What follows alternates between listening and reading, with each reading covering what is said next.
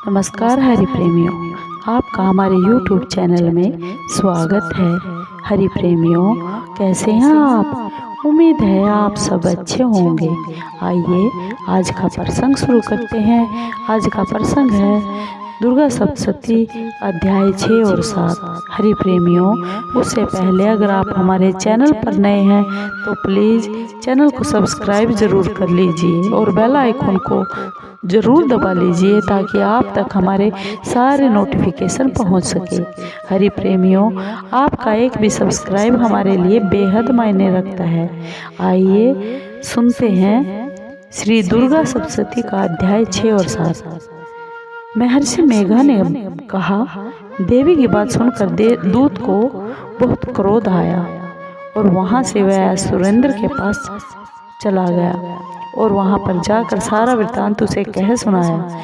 दूत की बात सुनकर सुरेंद्र के क्रोध का पारावार न रहा। उसने अपने सेनापति धूम्रलोचन से कहा, धूम्रलोचन, तुम अपनी सेना सहित शीघ्र वहां पर चले जाओ और उस दुष्टा के केसों को पकड़कर उसे घसीटते हुए मेरे पास ले आओ। यदि उसकी कोई रक्षा करने वाला दूसरा भी खड़ा हो जाए, चाहे वह देवता, यक्ष और गंधर्व ही क्यों ना हो, उसको तुम अवश्य ही मार डालना।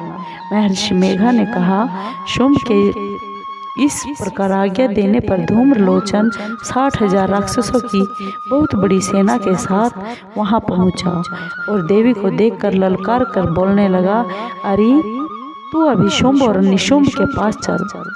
यदि तू प्रसन्नता से मेरे साथ न चली तो मैं तेरे केसों को घसीटता हुआ पकड़कर तुझे वहां पर ले जाऊंगा।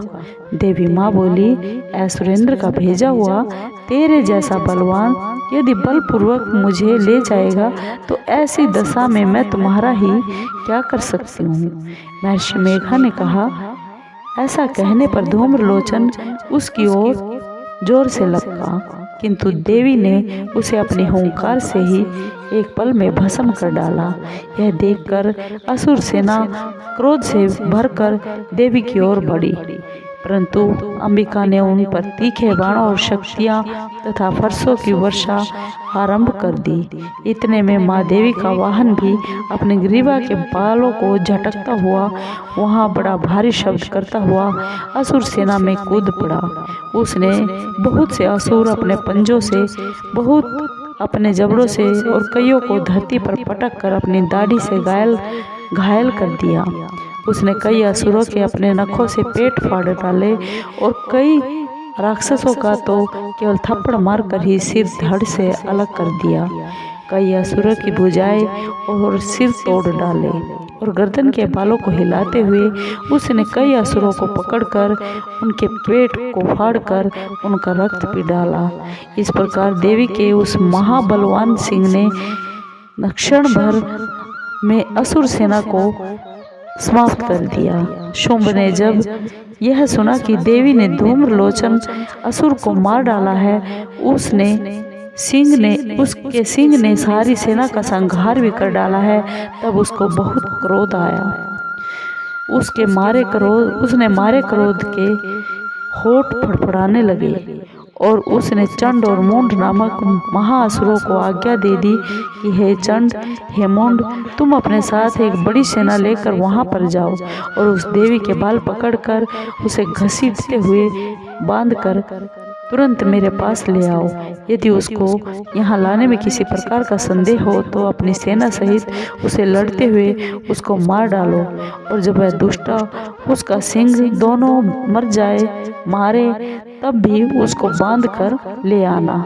महर्षि मेघा ने कहा, दैत्यराज की यह आज्ञा पाकर चंड और मुंड चतुरंगिनी सेना को साथ लेकर अपने हथियार उठाकर देवी से लड़ने के लिए चल पड़े।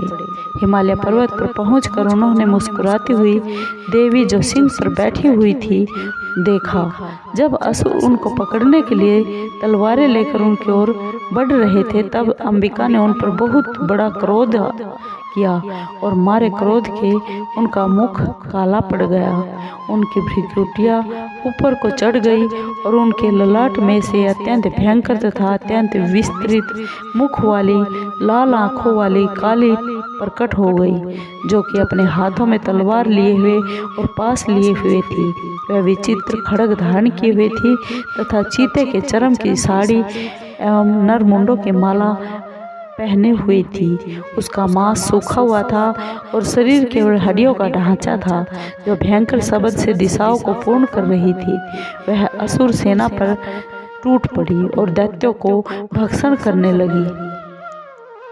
वह असुरों अंकुशधारी महावतों, हाथियों पर सवार योद्धा और घंटा सहित हाथियों को एक हाथ से पकड़ पकड़ कर अपने मुख में डाल रही थी। इसी प्रकार वह घोड़ों, सारथियों, रथों और रथों में बैठे हुए सैनिकों को भी मुंह में डालकर भयानक रूप से चबा रही थी। किसी के केस पकड़कर, किसी के पैरों से दबाकर, किसी की गर्दन पकड़कर और किसी दैत्य को छाती से मसलकर मार रही थी।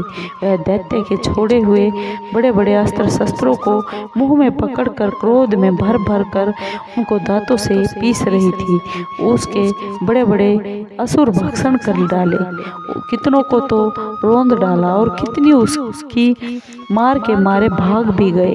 कितनों को उसने तलवार से मार डाला, कितनों को अपने दांतों से समाप्त कर दिया। इस प्रकार से माँ देवी ने क्षण भर में संपूर्ण दैत्य सेना को नष्ट कर दिया।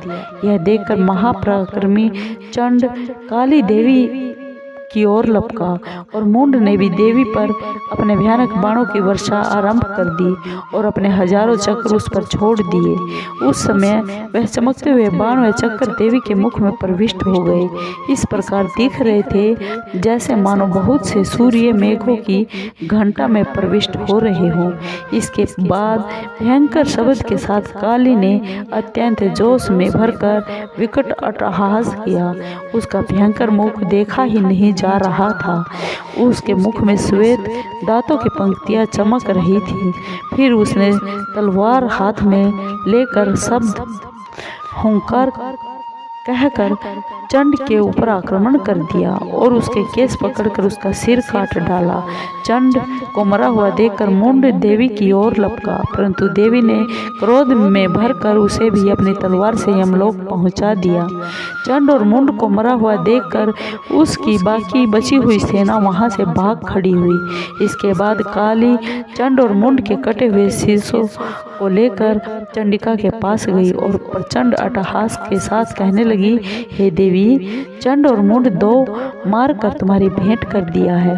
अब शुंभ और निशुंभ को भी तुमको स्वयं वध करना है। महर्षि मेधा ने कहा। वहां लाए हुए चंड और मुंड के सिरों को देखकर कल्याणमयी चंडी ने काली से मधुर वाणी में कहा, हे देवी, तुम चंड और मुंड को मेरे पास लेकर आई हो, अतः संसार में चामुंडा के नाम से तुम्हारी प्रसिद्धि होगी, ख्याति होगी। हरि प्रेमियों, आपको दुर्गा सप्तशती का ये छठा और सातवां अध्याय कैसा लगा?